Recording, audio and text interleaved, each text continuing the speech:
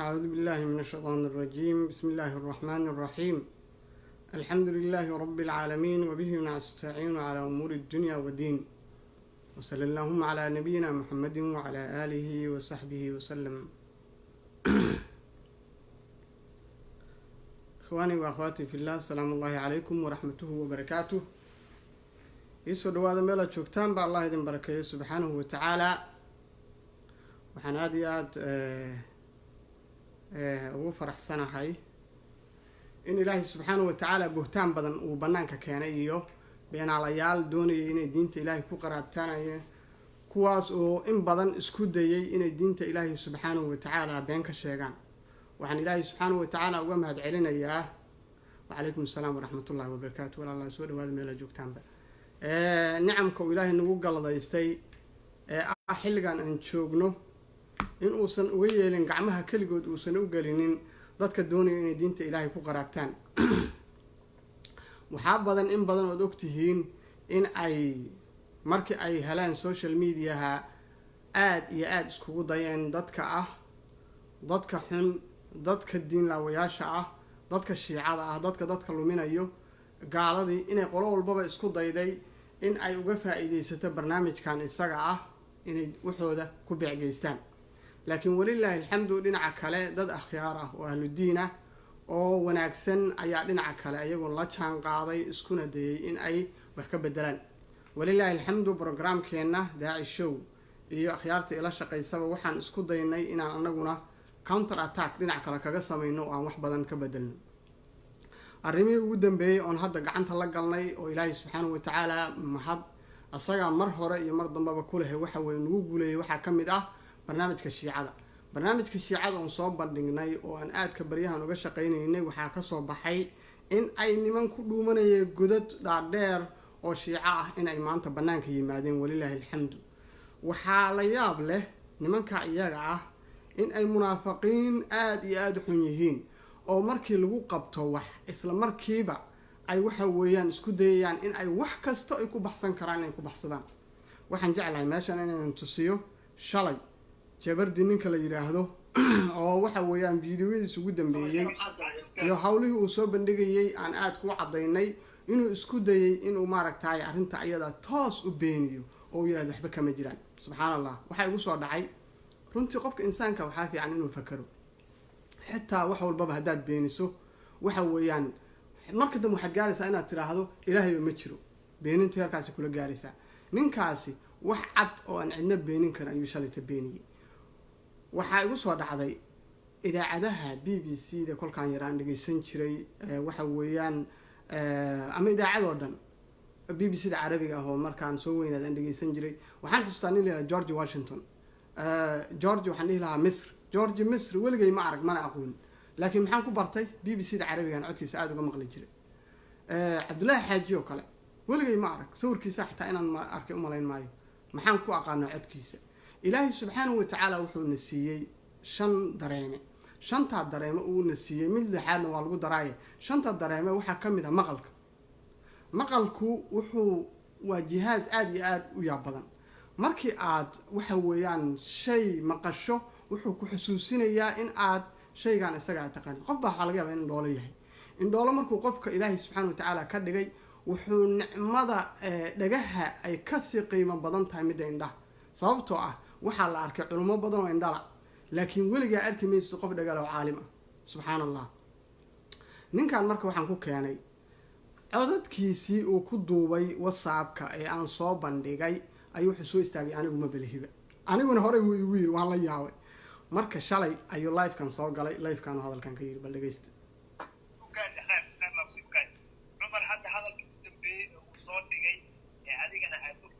waa su-aal la weydiinayo. adiga waan isugnahay midda kale qaabka wax loo bedela mataqaanido maaragtay waxbaa kaa yara khaldan. ninkaas hadalkiisa uu dhamaystiran yahay. wuxuu yidhi Abu Hurayra yani wuxuu yidhi saxaabada nabiga sallallahu alayhi wasallam soo qabanaya isu walaalo haye wuxuu yidhi saxaabada nabiga sallallahu alayhi wasallam intuu ka harayo oo ayado u deenay. Abu Hurayra saxaabada nabiga sallallahu alayhi wasallam uu ka mid yahay. Aisha radiyallahu anha aali bayt bay ka mid tahay. ilaahi subxaanahu wa tacaala maaragtay حاجين كو عايشة ولا عايشة وحد كو عايدة bakar markaa tiri waa gabadh aabaheed iyo wiilkood ku xageen ku eri oo ku hayna hay isha meeshaan ku eri haddaba isha بعض المحاضرات دي كانت oo muxaadarada weeye mise wax daacisho isku kabkabay beenta iyo ninka uu hawdka keensaday in adeerkii uu leeyahay nin la dhaco abdishe oo la arkin oo video iyo ma sheegtaas ka hadlaysa هذا ما يقدر hadda waa beentii daacisho oo reer uu isku kabkabay ninka waa xuuti buu yiri waa been codad aan lahayn dhageyso adiga fiiri ilaahay wuxuu leeyahay ayu alladina amanu jaakum fasiqun binabayn fatabayyanu an tusibu qawman bijahalin tusbihu ala ma fa'altum naadimin meeshaan ku imaada life kay oo sidan oo kala ah baana diidin inta wax ku iri waad ogtahay daacisho oo beelo subala daacisho oo beelo oo ogtahay inuu yiri ninku waa xuuti ciidan buu abaabulahayay sidii isagoo sirdoon ahaayo beenti ay tahay iyo nin xabashi intuu isku soo kabkabay ninkan xabashiga maxamed cali sheekh Ethiopia ka furaya oo kulli wixii sanada ay ka kabtay yaa ii cuskanaysa adoo og inay beenta wallahi horta alxamdulilah ilaahay subxaana wa tacaala waan ku mahadiyaa mararka qaarkood waxa weeye qofka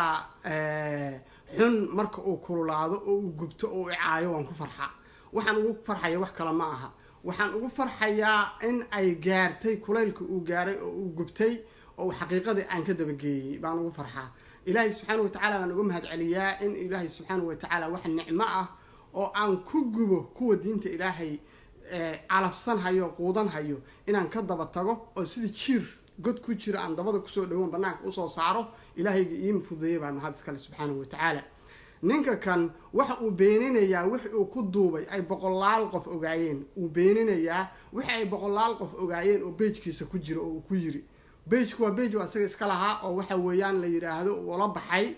tasxiix afkaarul khaati'a waa whatsapp page oo group ah weeye whatsapp groupkii hadaladii uu ku yiri dadkii uu kula dooday dadkii saaxiibadii ahaa buu kulli inkirayaa oo waxba kama jiraan leeyahay codad la yaqaano dadkii ay joogaan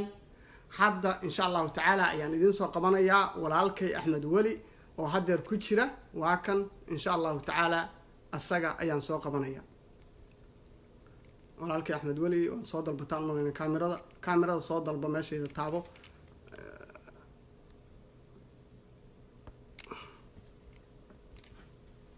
somehow uma soo qabsamayso ma garanaya se waxay yihiin okay haddaan ku arkaa add to the camera haddaan kugu darayaa taleefonkana saana kugu yaallo taleefonka ballar u dhig insha allah ballac ha ahaado taleefonkaaga si aan kuu soo qabto walaalkay axmed weli alxasani waa nin ka mid ah ragga uu la dooday oo uu leeyahay ina xasan dheerow waxa weeye ninka uu leeyahay cajalada dhexdeeda cajaladaha aad aragteen allahu akbar laakiin walaalkay axmed weli assalaamu calaykum waraxmatullahi wabarakaatu sheekh axmed weli alxasani ashariif waa shariif weeye dhinaca kalena shariifkeeni soo dhowow وعليكم السلام ورحمة الله وبركاته شيخ حسين آد بنكون سلام يا عد كيسي فعملوا مقلع ها كرسي قاد إن شاء الله كرسي قاد والسلو مقلع ما شاء الله كاميرا فريسي جزاك الله خيرا ولالك يا أحمد ولي يسو دو بارك الله فيك فرفرشة هذا الكوان مغليسي نينكا معنتا عن هالكن أفرديو إن عن كشيكيو ونينكا اللي يراهدو وحويان محمد علي جبردي اسكو مقعاو بس لنا كو مقعدير ونين رئيتوبيا هذا وردحين ديران naga siin doono ninkii wuxuu inkiray saad maqlaysay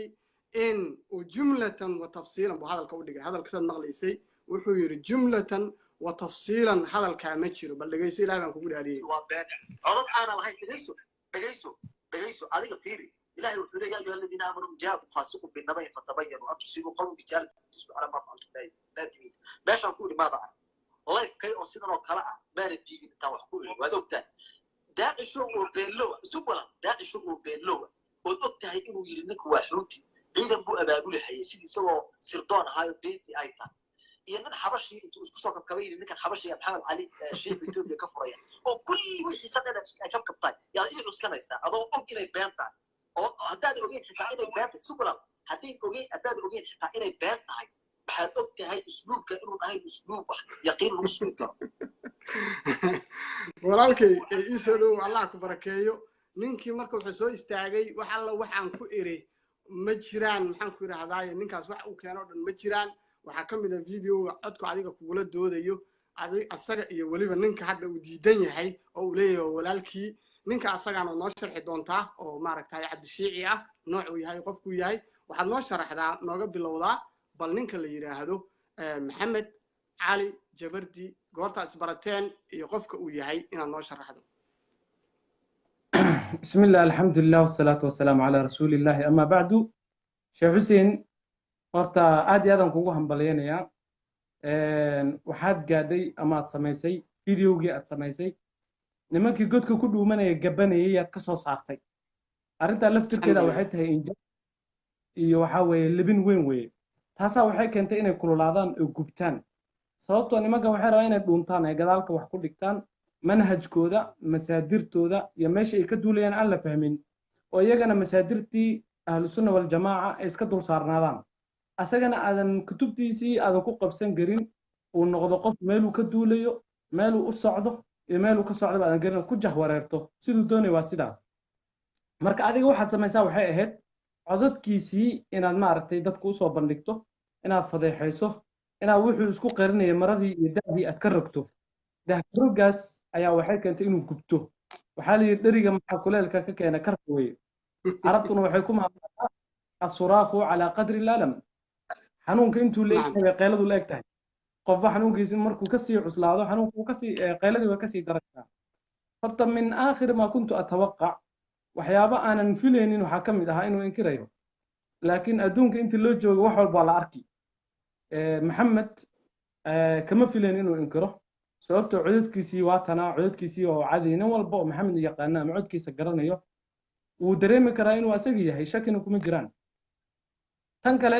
meesha uu ku yiri ma ahayn wax laba shakhsi dhex maray ma ahayn guruub dhan oo dad aad u fara badan ay ku jiraan oo qaar sunniyiina xataa ay ku jiraan shiicaba ha u bataane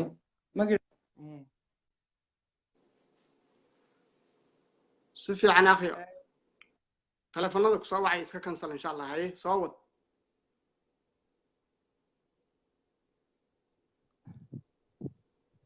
ma maqashaa akhi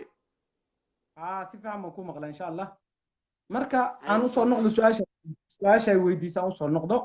maxamed markii ugu horeysay aan isbaranay khadkaan iska baranay weliga naga leef iyo leef isku maan arkin khadkaan iska baranay waxay ahayd 2014 xillidan aniga facebooka samaystay yay ahayd xilligaa suufi buu ahaa nin suufi ahaa fiidiyoyuu samayn jiray yaryar meel cilla intuu tago fiidiyo iska soo samayn jiray wuu soo gelin jiray wuxuu aad ugu dheganaan jiray albani buu ku dheganaan jiray wuxuu dhihi jiray albani bukhaari buu ka sheegay imaam bukhaari buu difaacayay xilligaa iyada aan isbaranay aniga maanta imaam bukhaari aa leen kari leeyahay waxay ka mid tahay min almufaaraqaat alcajiiba ayaa ka mid wuxuu dhahayay marka xaakim iyo tirmidi iyo raggaas wax ka sheegay albani buu ku dheganaan jiray iyo wahaabiya eraya beebeena u sheegay xataa nagu nasiixayaa jirtay aniga iyo rag kaleeto ilaa haddaba facebook aan friends ku nahay baan kala doodnay halkaasaan iska baranay maxamed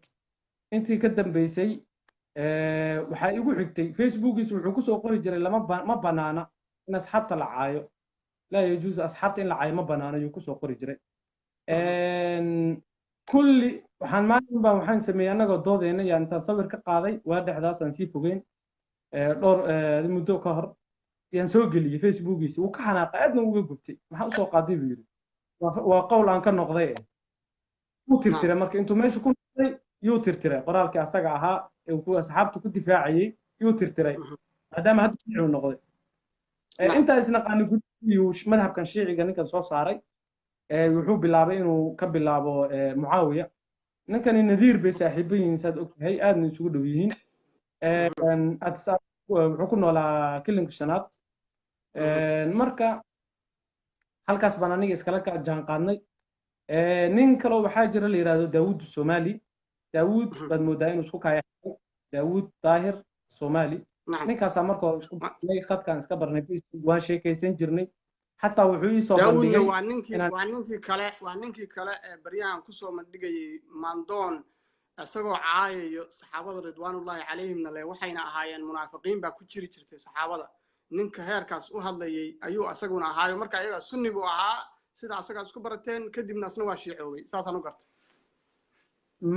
maya ninka markaan isbaranayna shiici buu ahaa asaga ka horeeyay shiicanimada asaga kaga horeeyay maxamed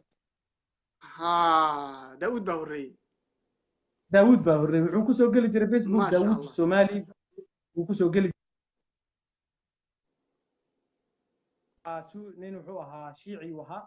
waxaan garanayaa mara xataa isla doodnay oo doodii nala fogaatay meel fog aan isla gaarnay kadib wuxuu ii soo bandhigay whatsappka number aan kala qaadanay wuxuu ii soo bandhigay inaan maaragtay uu iiraan aan isku dhacno aniga asaga uu iga bixinayo takaaliiftii iyo qarashkii ku baxayay safarka asaga ah inuu asaga unka u ridanayo sawir baan ka soo qaaday waagaas waxaan soo dhigay facebooka ninkan shiiciga wuxuu igu yeerayaa inaan u raaco facebooka hadda haddii loogu noqdo waa la heli karaa insha allah kadib maxamed yaan halkaa iska helnay maxamed baan waraystay maxamed baa hadalka waxaan u malay asaga inugula horreeyey wuxuu igu dhahay ninkaa ma taqaanaa daawud shiici ma taqaanaa buu igu dhahay daawud ashiici ma taqaanaa asaa ku qiray inuu ninkaasi shiici ahaa waa dhaweyd baan soo bandhigay iyadana wuu inkiray sababtoo ninkan inkiraad mooye wax kale maba yaqaan bas iska baranay kadib waxaa igu xigtay arrinta ayada ahayd inuu igu soo daray group whatsapp inuu igu soo daray groupkaasoo intuusan igu soo darin ka hor group horaan ku jiri jiray oo taxdiim alafkaar alkhaatia la dhaho oo islaan zaynab la dhaho ay xukumi jirtay kii asaga isaan uga doodaynay waa layga saaray asagaa marka groupkan igu soo daray markaas way maxamed markii doodannada ee bilaabatay markii ugu horreysay wuxuu ka doodayay sixirka nabi maxamed calayhi salaatu wasalaam see loo dhihi karaa waa la sixray kadib maadaama nin shiici inuu yahay aan ogaa yaa waxaan kutubtii shiicada uga soo bandhigay kutubtii shiicada ku taalla in nabi maxamed la sixray yaan uga soo bandhigay masaa'il walba u keenay kutubta shiicadan uga soo saarayay aad buu ii karaahiystay wuxuuna maaragtay laguma qabanayo waxaad ka soo guuriso shiicada sababtoo ah laguguma kalsoono waxaan ku dhahay adigaba waxaad ka soo guuriso see lagu qabanaya ayadana wuu ka jawaabi waaye marka maxamed weligii intaan bartay ma ogoleen inuu maaragtay madhabka shiicada uu ka doodo ama wax ku saabsan in lagala doodo wuxuu rabaa bas inuu ka doodo asaga fikirka uu wato iyo masalada uu soo darxiyo doodahan marka ninka uu leeyahay ina xasan dheere magaciisa wuxuu igu bixiyey oo ugu bilaabay isaga yaa maxamed nimanka gurubka ku jiray asxaabtiisa sheekh maxamed bay dhihi jireen marka aniga iyo nin kaloo nasri yaa waxaan dhihi jirnay ina cali yuusuf waan maqlay jalada ina cali yuusuf oo leh si fiican intii buu ka xanaaqay uu ka gubtay marka rag kalena way la socdeen waxa ninka waa maaragtay maxaad ina cali yuusuf u leeyahay waa xaqiraad aniga aabihiis weyn wax dhibana kuma jabna kadib asaga wuxuu bilaabay inuu ina xasan dheere ugu yeero xasan aabahay baa la sharif xasan shariifka xataa wuu ka jaray xasan dheere yuu ugu yeeri jiray xasanow sharif tayiban ما شاء الله waxaad ii sheegtaa adoo shiicada waxaad ku taqaanaa tuqiyo isqarin asaga laftiisa xataa meeluu joogo hadda waan ogahay waxbaan ka hayaa war baan ka hayaa laakiin ma sheegayo maadaama isqarinayo adiga meeshaad joogto qofkaad tahay istacriif insha allah ما شاء الله aniga magacayga waxaa la yiraahdaa axmed weli shariif xasan yaa la dhahaa nin maaragtay soomaaliyeed baan ahay waxaan ku noolahay waddanka kenya magaalada mombasa ayaan hadda joogaa halkaas ayaan ku noolahay marka waa sidaas weeyaan jazaaka allahu khayran ninkii wuxuu yiri saad maqlaysay nin in adeerkiisu soo watay oo been la jilayo marka ninka isoo wacay asaga ay saaxiibaha yihiin xataa cajalada waan ku daray asagoo adiga kaa sheekaynayo ina xasan dheerow in adeero hanoo huurin markuu ku leeyahay ninka gadaashiisa ka hadlayo oo maaragtay hadalka u rakaabayo ay weeye ninka aan soo bandhigay waana isagii soo raadsaday cajaladoo dhammaan ku caddeeyey wax aan qariyo ma jirin waa caddaayan warku bal ninka asaga ah iyo saad isku taqaanaan cabdishiici ka waran cabdi xaydar baa la dhahaa ninka asaga ah markii ugu horreysay waxaan isku baranay gruupkii taxtiim alafkaar alkhaati ayaan isku baranay kadib ninkaasi haddana gruupkii kale aan isku aragnay waa nin aniga heeb ahaan aan isxigno weeyaan waa nin asharaafa weeyaan anuu nin shariif aan ahay waa nin shariifa weeyaan oo reer sharif xasatimo weynaa oo reer kuwaasa isugu kay tacriifiyey marka waa nin maaragtay isugu sheegay ninka ma ahan marka mar uu waxaa jirtay maraykan buu ku nool yahay mar uu afrika imaadaa jirtay wuxuu tegey addis ababa ayuu tegey ninkan oo markaa halkaa joogay isla deganaayeen group aniga waxaan sameeyey groupka asaga aadna loogu caayay oo islaamana loogu diray oo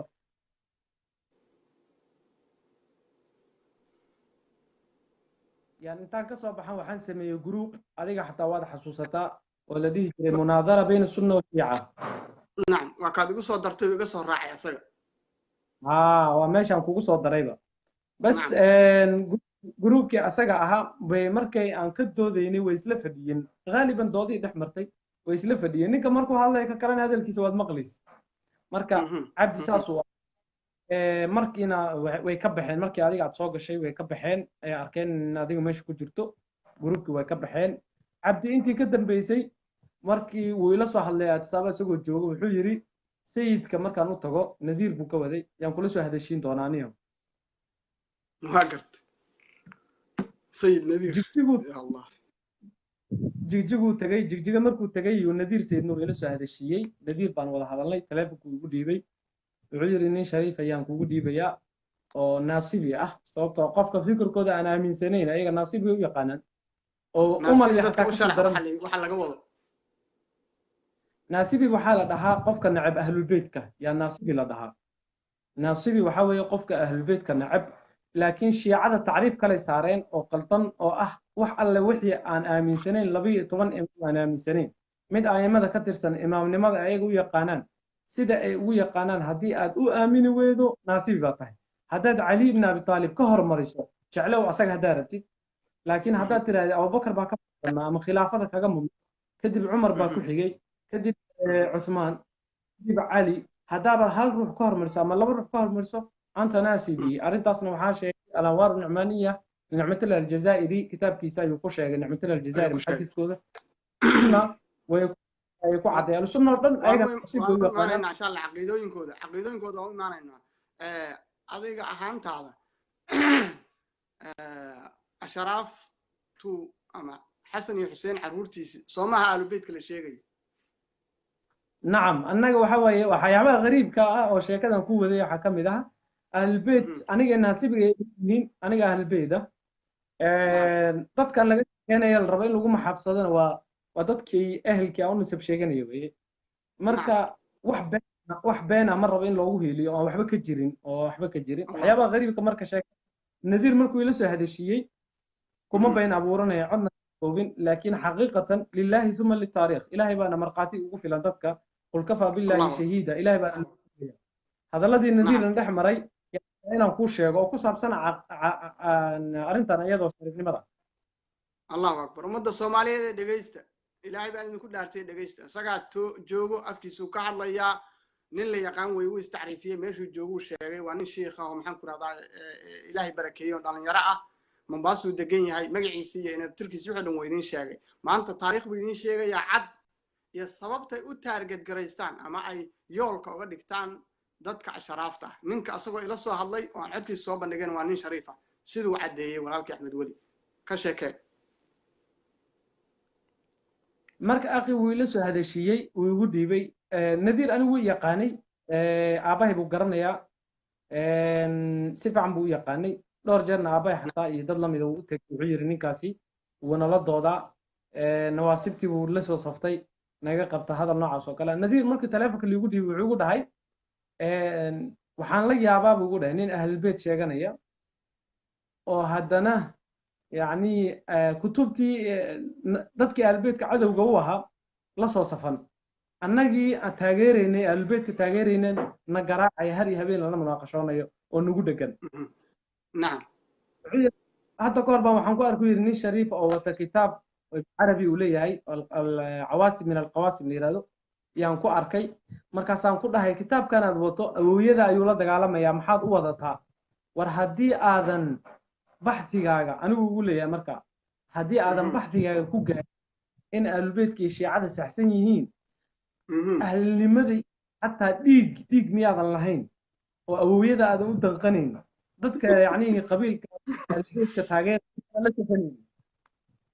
qabyaalad buu kugu kicinayaa waxaa weeye xamiyuu dhinac kaaga kicinayaa haye haddii xamiya socon weydana muxuu kuu soo bandhigay barabbi waka marka arrintaas saas igu dhahay waxaan ku dhahay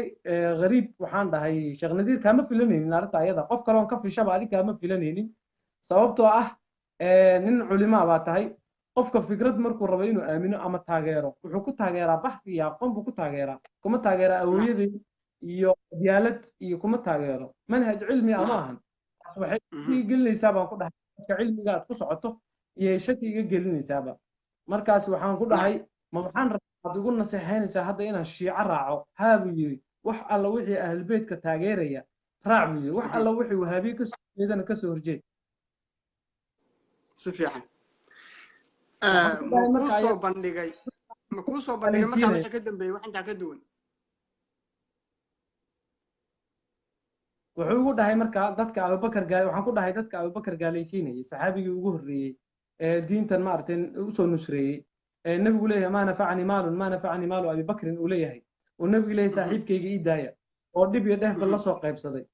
dadka gaalaysiinaya oo gaal u aaminay har iyo habeen lacnadiisa ku tasbiixsanaya sayid cumar ma dadkaas baan raaci karaa caqligii ka daadagayaa baan ku dhahay si fiican wuxuu yidhi ayagaba ahlu sunnaba waxay gaalaysiiyaan abu aalib bay gaalaysiiyaan oo nebiga intuu u qabtay intuu abubakar u qabtay si fiican marka halkaas ummadda soomaaliyeed ogaada shiicadu abu aalib waxay u yaqaanaan in uu ahaa mu'min weyn oo u gargaaray rasuulka sala allahu calayhi wasalam gaalnimo in lagu sheega ma ahane bale ka hormarinayaan abubakar iyo waxa weeyaan cumar iska dhaaf waxaa soo idil xataa waxay aaminsan yihiin mar dhammaan caqiidooyinkooda u geli doonaa in uu rasuulka sala allahu calayhi wasalam naaskiisa u dhigay naaska xaguu ku yeeshay kutubtooday ku taallaa insha allah markeedaan kasoo bandhigi doonaa inuu naaskiisa u dhigay oo soo nuujiyey waa abu aalib wax nuujinayaa subxaan allah si fiican ku soco akhi masaladan hadda aad sheegtay sheekh waxay ku taallaa kitaab la yidhaha manaaqibu ali abi aalib oo leeyahay ibnu shahr arshub marka qofkii raba halkaas uu noqon karaa iyo kutub kaloo shiicada in uu abi aalib uu nuujiyey naaskiisa uu ku nuujiyey oo u geliyey yani oo muddo dhan uu ka cabayay naaskiisa marka dadka dhahaya nabi baan difaacaynaa calayhi salaatu wasalaam kutubtoodana ay waxa ku qoran tahay kutubtooda bal ha soo kala shaandheeyo in jabarti markuu leeyahay al-sunna wal jamaaca u kala shaandheynayaa kutubtooda turaadkii sooyaalkii baan rabaa inaan u kala hagaajiyo asaga bal kutubtiisa tiisaba daryeelaad u kala ku daraa layidhi faaqidu shay laa yuctii bal tiisa ha soo hagaajiyo bal waxaa ku qoran tahay gafaysa meel uga dhacaysa maasha allah waan talantaalisan doonaa insha allahu kuwo kale laakiin bal wax yar codkan uu iska leeyahay ninka la dhaho maxamed aljabardi haddana wuu inkiri doonaa bal ogaada soomaaliya waxa taagan kana inuu inkiro bal ila dhegeyso wax yar insha allah codkan walaal labada gabdhood ee uu Usmaan guursaday ma dhalin nabigu sallallahu alayhi wa sallam soo hubso ku laabo soo hubso labada gabdhood waxay nabigu isku ahaayeen soo hubso sida xoog badan waxa waaye inay ahaayeen laba gabdhood oo maxay ahaydey rabiibooyinkiisa oo khadiijo walaasheed ay dhashay ay ahaayeen ma ahayn laba gabdhood oo khadiijo ay u dhashay rasuulka sallallahu alayhi wa sallam marka dhibka jira wuxuu yahay sidii babaqii baad iska celcelinaysaan wixii waad maqlaysaan baarid ma ku samaynaysaan waad iska celcelinaysaan babaqe hadi iyo mushkila babaqo leeyahay babaqa shimbirta xataa magaceeda ma sixi karo akhi bal wax yar hadalkan ujeedka uu leeyahay iyo wax uu maxay meeshu ka yiri bal wax yar nooga sheekay hadalkan wuxuu ka yiri horta mar dhow aan sii fogeyn yaan waxaan codsanay in ma aragtay aan la doodno group baa waxaan noo furaynay walaalada ka mid oo amiir la yiraahdo oo maxamed qoraxi yaa group furay groupkii marka oo sabaaxiqul muxriqa ugu talagalay wuxuu ku soo daray in jabarti iyo aniga yara kalo dhalinyaro ah in jabarti waa diiday groupku inuu ka doodo wuxuu yiri anigu groupkan kama doodayo sababtoo ah wuxuu yiri group kale aan leeyahay groupkayga igu imaada bas groupkii wuu nagu daray ninkii buu ka dhigay admin adiga ku soo dar buu yiri waana lagu soo daray markiina lagu soo daray ee doodan bilaabatay marka arrimo badan baan doodnay waxyaabahan ka doodnay waxaa ka mid ahaa anigii wuxuu yiri horta sunni waxaad ka tahay iska sheeg sunni cidda aad ka tahay sheeg maanta dhan buu kusoo celcelinaya marka la doodaado su-aashii aad weydiisaba wuxuu leeyahay sunniyaad ka tahay sheeg sunnadu way fara badan tahay su-aashii baan weydiiyey anigana cadaalada iyo insaafka waxaan ku dhahay shiicayaad ka tahay adigu shiicayaad ka tahay shiicadu intaasoo firqay leedahay kitaab dhammaa laga alifay noobakti kitaab wuxuu leeyahay firaqu shiica la dhaho ilaa intaasoo firqay leedahay dhinacyo badan oo kooxyo badan xataa kuwan maanta joogay hadda laba u kala baxo oo maxaan ku raadaaye usuuliyiin iyo akhbaariyiin kala ah والله ما شاء الله الله كبرك أخباريين إيه أصوليين على كلا ده هذا هو حتى هاي بل إذا شيء نقودي لصوت yahay hadalka in la qaadayo oo la faafinayo نعم oo meel walba la geenayo marka wixii ka dambeeyay doodii baa bilaabatay nadiir baa soo galay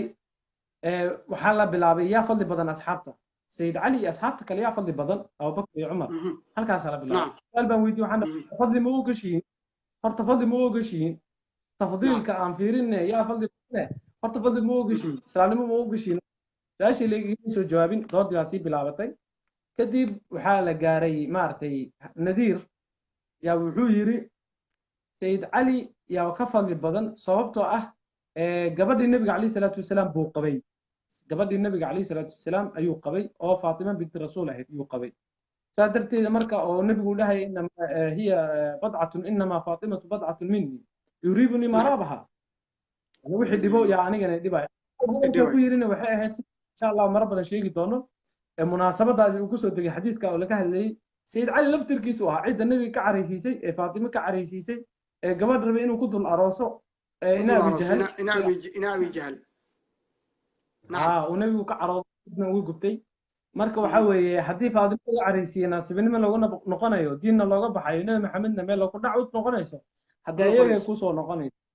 su-aashaas markii uu weydiiyey wuxuu gabadhii nabiga calayhi salaatu wasalaam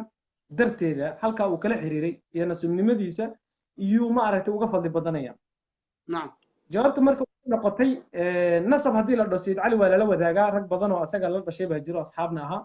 haddii la dhaho nabi maxamed lala xididana cuthmaan ibn cafaan baa laba maaragtay gabdhood نعم رقية iyo halo kolal baa kasoo gelgelaya haye laba gabdhood buu ka aroosay oo dunuurayn buu ahaa dunuurayn buu ahaa dhanka markii la fiiriyo haddee adigoon laga raacaya arrinta sheegaysiin asaa ka fadli badnaanaya nacam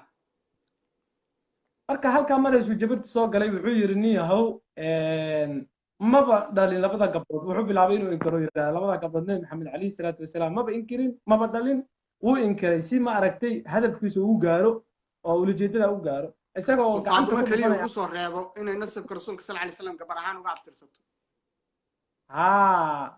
ayadda quraanka waxaa leedahay oo ugu horreysay wey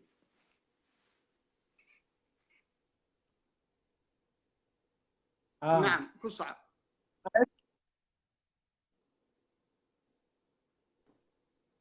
يا أيها النبي قل لأزواجك وبناتك ونساء المؤمنين يا أيها النبي قل لأزواجك وبناتك وجمع هل قبر لما شيء قبلها قال يري بنت وكافر بنات بين قرية عارف وتاوى الجمعي نعم جمع بنتوي هل قبر لما دين بنت لما دين بناتك قبلها waxaad ku dhahdaa iskaaga iyo gabdhaha muslimiinta ee qabaan ونساء المؤمنين gabdhaha kale muslimiinta يدنين عليهن من جلابيبهن آيات القرآن وقعنت كل فتاي هل قبر بس سوق هذه آيات سوا بيني حتى كتبت هراء الشيعة يكتب الله النبي عليه الصلاة والسلام قبل قبل أودالي إجران يكتب الله الشيعة هد جوكتو قار كميدة أما كوبي هراء قار كميدة يسكت دين إنكران وكعرريان إلزام كالإلزامين صوبت مذهب كده هو كل شيء هاي مركب وحكي جباب ويان وحيسكت ديان inay wixii dhan ba iska oodaan inkiraad inay u dhaqaaqaan sidaas darteed uu inkiray aayada quraanka indhahaya ma aragtay laba arimood waa quraankiina waa u gafay oo waxa weeye darbigu ku dhuftay nabi maxamed calayhi salaatu wasalaam gabdhihiisii oo ahlu beedkiisa ahna waa inkiray ahlu beedka marka lagu leeyahay maalba ahlu beed baan u dagaalamayna waa arrin kale ogow maaha ahlu beed ma ahayn sababtoo ah nabi maxamed gabdhihiisii yaa la yiri kuwan nabi maxamedba ma dhalin oo la diiday oo khadka laga tuuray taasi marka waxa weyn gabdhahaasi meel looga dhacayo nasabkoodii oo la durayo oo nabi maxamed calayhi salaatu wasalaam loo diidayo weyna yaqaanaan nasabka la duro wax ku cusub ma ahan ahlbeedka qaar ka mid ah ee nacbaayeen ee gaalaysiiyeen way jiraan marka ahlbeedku waa lagu mahadsadaa ma ahan ahlbeednimo kaliya kama aha allahu akbar jazaaka allahu khayran waxaan usoo noqonaynaa marka ninkaani inkiraadda uu wax inkirayo oo uu wax diidayo ما منهج با طبيعات باي كتahay aqoonis intee leeg baad u leedahay waxaana maxay ka yihiin sababta ku kalifayso inuu wax walbaba ma jiraan aayaadka inkiro diinta inkiro nabiga sallallahu alayhi wasallam caro gabdhihiisa caruurtiisa xataa qaar inkiro waxaan maxay ka tahay ninkan horta ninkan waa nin aad iyo aad u been badan madhabkan shiicada uu qaatayna xataa qaar badan ma yaqaano waa sababta keenaysa inuu diido xataa uu yiraahdo ma aragtay inuu ka doodo sababta aqoon badan uma lahan beentiisana waxay gaadhay caswigiisa xataa la yaabto intaasoo jeer aan soo bandhignay beentiisa waxyaabihii qariibka ah meesha nagu soo maray waxaa ka mid ah fakhrudiin araazi iyo wuxuu u tiiriyey mas'alo uu yiri madhabka ahlulbeytka madhabka ahlulbeyt haddii lagu dhawo waxay ka wadaan madhabka shiicada dadkay ku siraan madhabu shiica la jeedaa sababtoo ahlulbeytka madhabkay leeyihiin away madhab maanta qoran ay leeyihiin aan ka ahayn kan la sheegayo ithnaa cashariyada u tiiriso yaa ka wariyey shiica raafida ah oo qur-aanku dhahayso qaarkood muxarifiin weeye qur-aanka waa muxaraf dhahaysa yaa ka wariyey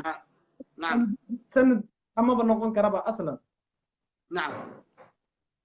fakhrudiin araazi madhabka wuxuu yiri masalada markii la jamcinayo salaadaha la jamcinayo wuu ku taageeray madhabka ahlulbeytkana xaqa buu yiri markaasaa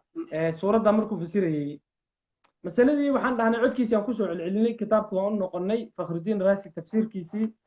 tafsiirkii baan kasoo saarnay suuratul israa nag waa kuma qorno waan kusoo celina waan kusoo isdhaafin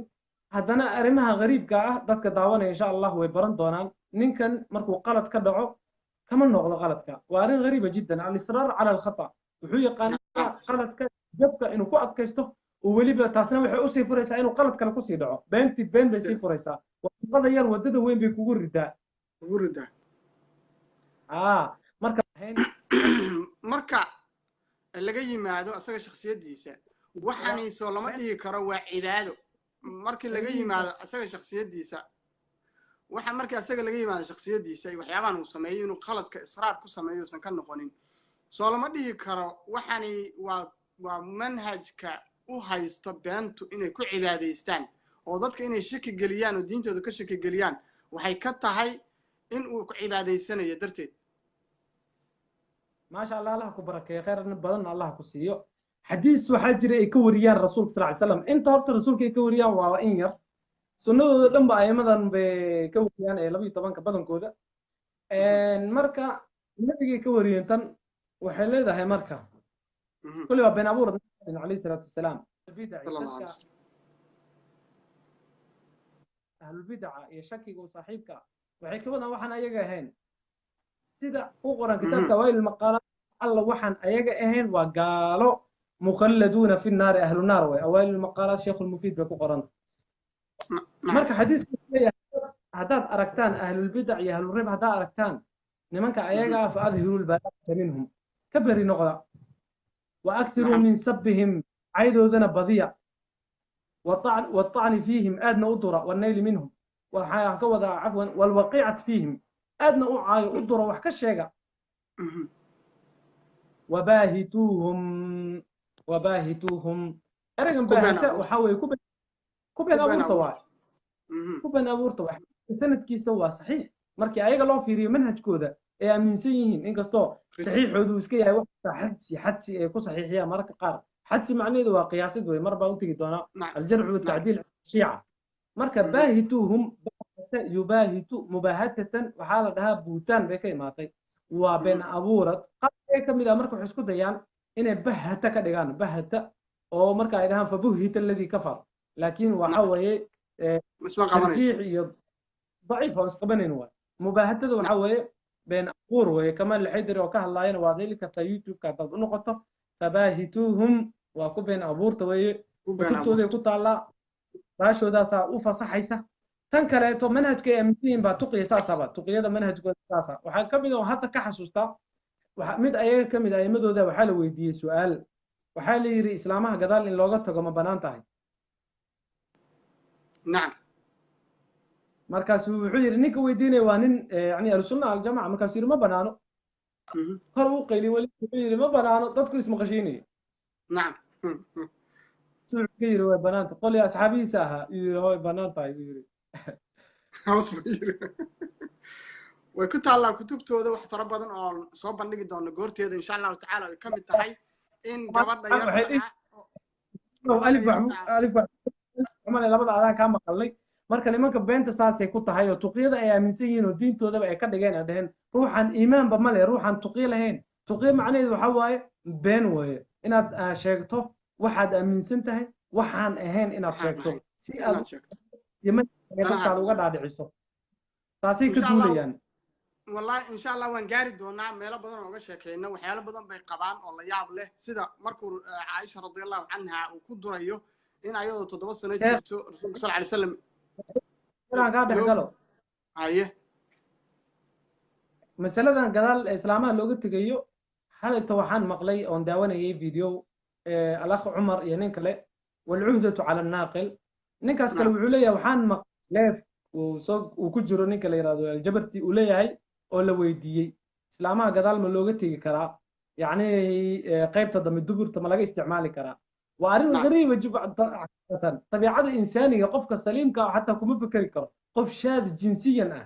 mooye qof kale kuma fikri karo waxaas waxyaabaha marka kutubtooda ku soo wariyeen oo uu waliba ninka la yiraahdo Khomeini ku qoray kitaabkiisa waxa kamid ah in radiicada gabadha yar oo nuugaysa ilmaha dhabta lagu hayo aan wali qaangaa maxaan ku raadaya xitaa aan gurguuran in la isticmaali karo oo waxaan boodiyaha la isugu dhajin karo loogu buraashi karo kitaabkiisa sidaas uu ku qoray macama uu ninka la yiraahdo jabardi uu leeyahay umuna Aisha radhiyallahu anha wa rasuulka sallallahu alayhi wasallam naqal galaydo sagaal jirto oo uu ku ceebinayo kutubta sunnah maxay arrintaas ka tahay isagoo og inay kutubta shiicadu wax ka siixan ku qoran yihiin ama maqlay ama war ka hayo inuu ku ceebiyo kutubta ahlu sunnaha wixii ku qoran inay diin la'aan tahay وارن غريب جدا أرن عجيب وحكوا تسهل واحد اللي هذا ازدواجية في المعايير وازدواجية في المعايير أما الكيلو بمكيالين قفا وحبق قبلين لي حرام عليك ويا أسأل وأبنا أنت وحد دانو سمين كذا كتبتي إذا واحد قرن لما صوف فاركرو والإسكال لابي كرا كتبت هذا وحول بالوقوق بسنكرا وحول بور وين وقوق بسنكرا أسأل كتبتي إذا واحد قرن مسألة تفخيض الرضيعة وكليته خوميني waxaa ka soo guuriyay nin kitaab qoray bismi mustacaab ku qoray oo lillahi thumma li taariikh la dhaho ayaa ka soo guuriyay intaani ogahay min mashaayiikhdooda kamid ah oo su'aal la weydiiyeen mowqac waad ka helaysaa tafqiid radiica way baneeyeen waxay kaloo baneeyay hadda aan sheegay in looga tago sida raajaxa kutubtooda iyo aymadooda iyo aataartooda waxay qabaan in islaamta gadaal looga tagi karo waxa soo dhanba ma soo hadal qaadayo ma sheegayo markaas uu leeyahay gabar yar oo 9 jir ah سي وقانغاري كرتا حيدك هداي ku dhasho سي loo guursan karaa quraanku wuxuu yiri hatta ida balagu nikah wiil ninka caamiga la fadhiyay yaa wuxuu leeyahay aayad suuratu nisa waxa ku qoran gabadhu markay qaangaadho ninkii leefka kula jira dinos yaa wuxuu leeyahay quraanku waxa ku qoran gabadha markay qaangaadho 15 gaadho gabadha markay 15 gaadho in xoolaheeda la siinayo agoonta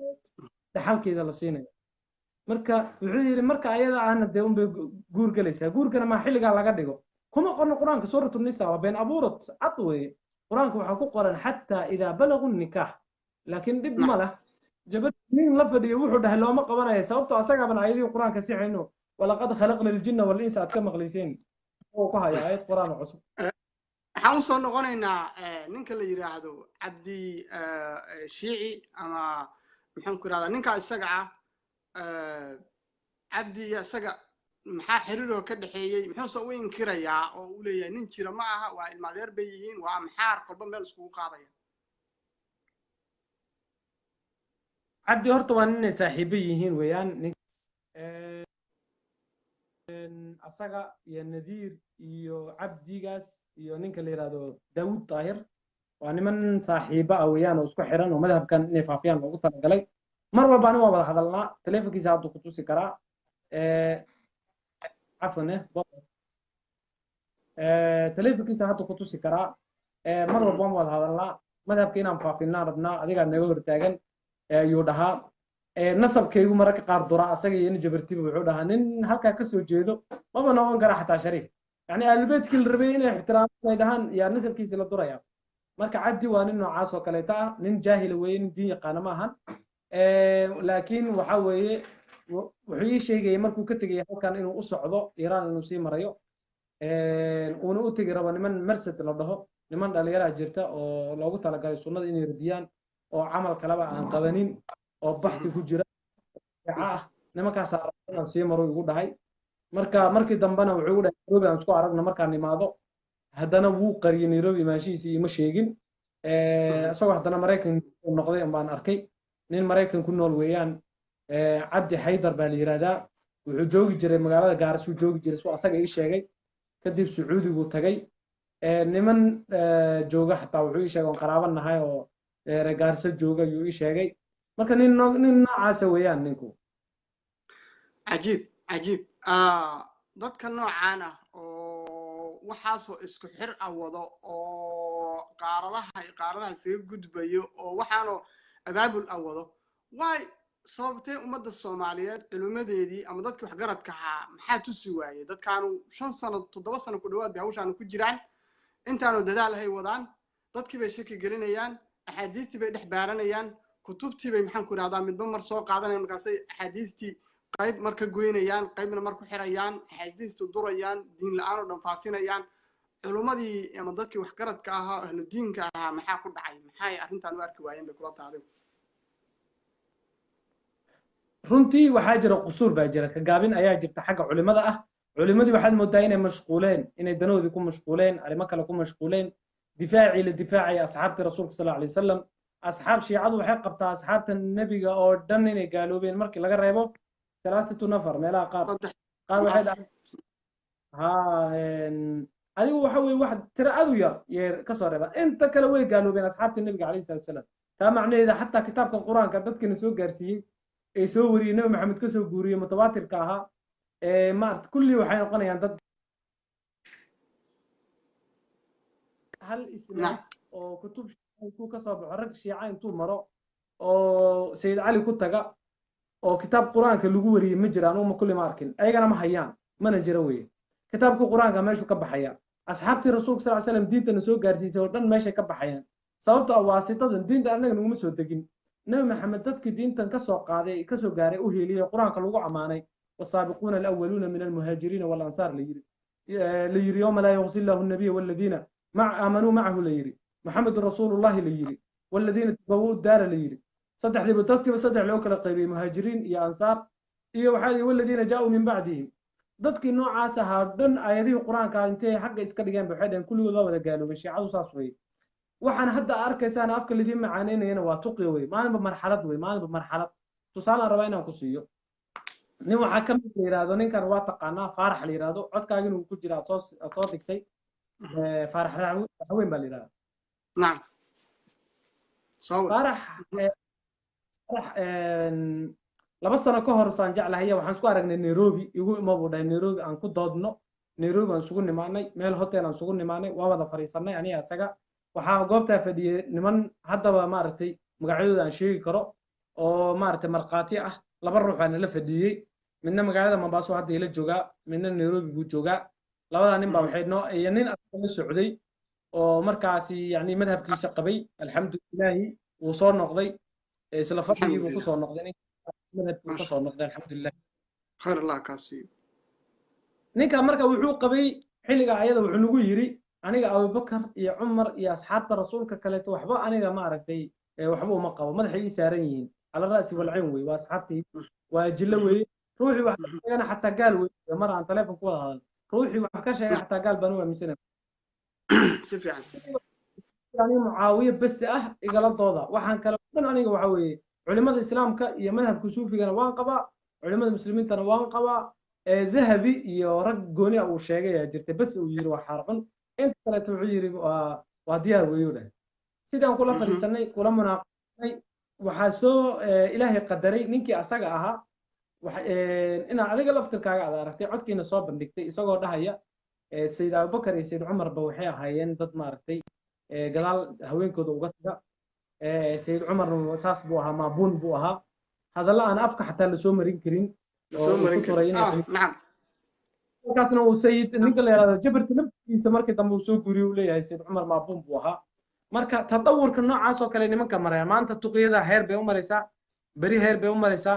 bari dambe heer bay u maraysaa waxaana igu maqaala mar Nairobi aan tagay aan sii fogeyn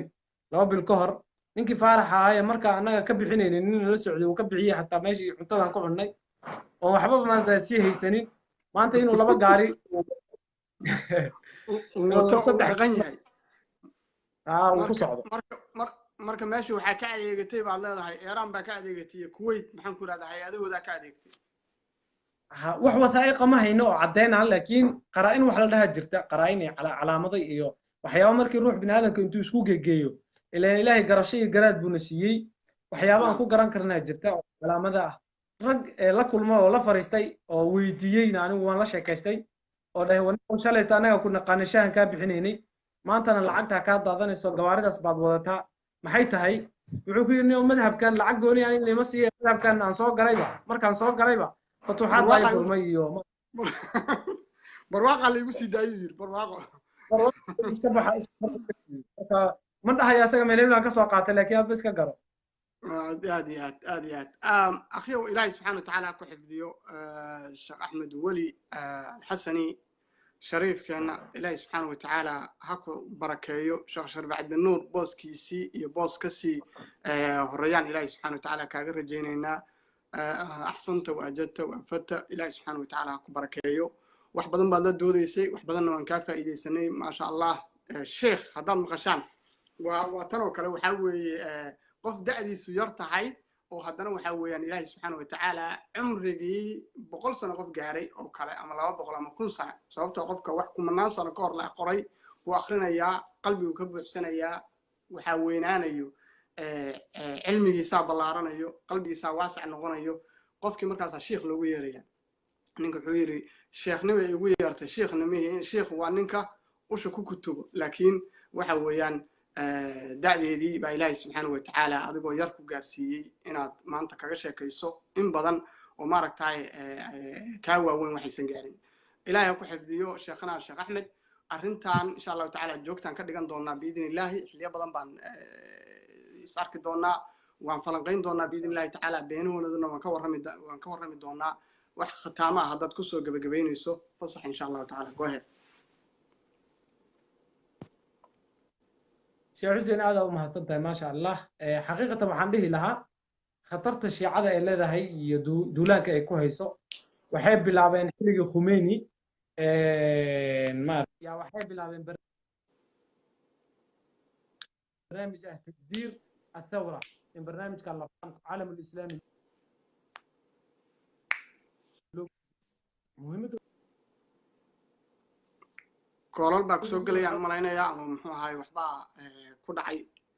khadkaagii halo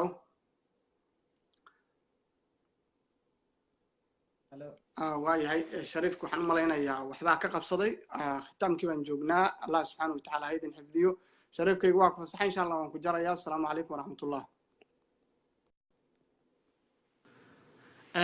إن شاء الله تعالى إخواني إلهي سبحانه وتعالى هيدا حفظين ملا تشوكتانبا وحوي دا كومنتي هذا كما كلا قارو وري أدون كي أدون ودون با كومنتي قبصدي إن شاء الله وحانا هيستا 3 to 2 minute قف يلا كاميرا دان أركان سواقا بانا يا قف كان هذا جامعة سواقا بتاع أنا قبله وحشات بدين إسكالا يوسف كان إن شاء الله تعالى سواقا بانا يا ولالك يوسف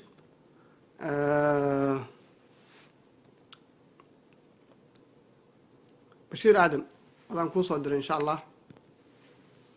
كاميرا هذا نكون صدري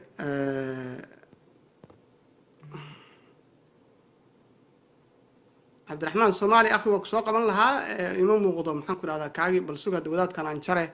أنا أقول لفتركي وحنكون صعدة عبد الرحمن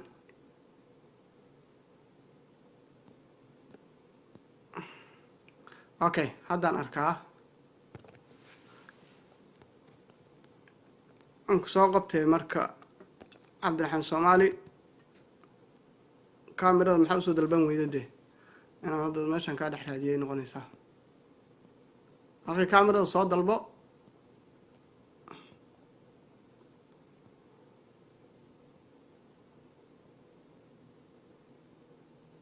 عبد الرحمن أخي كاميرا صوت دلبو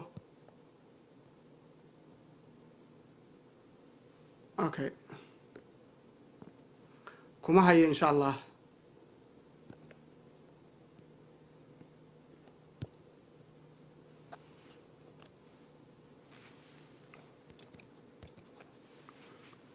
أخي ولكم هيو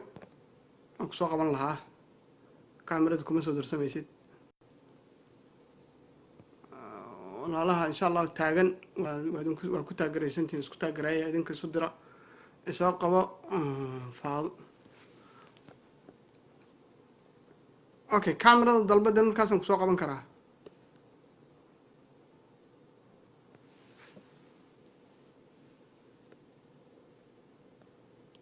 okay hodan nadaan kuu soo diray markaan.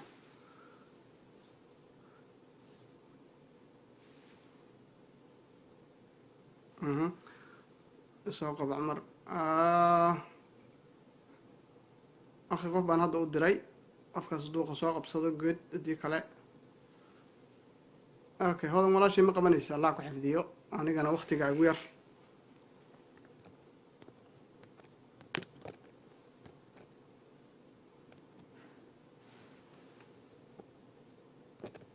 akhwaani kaamirada si loo dalbado mataqaanaa, that's the problem.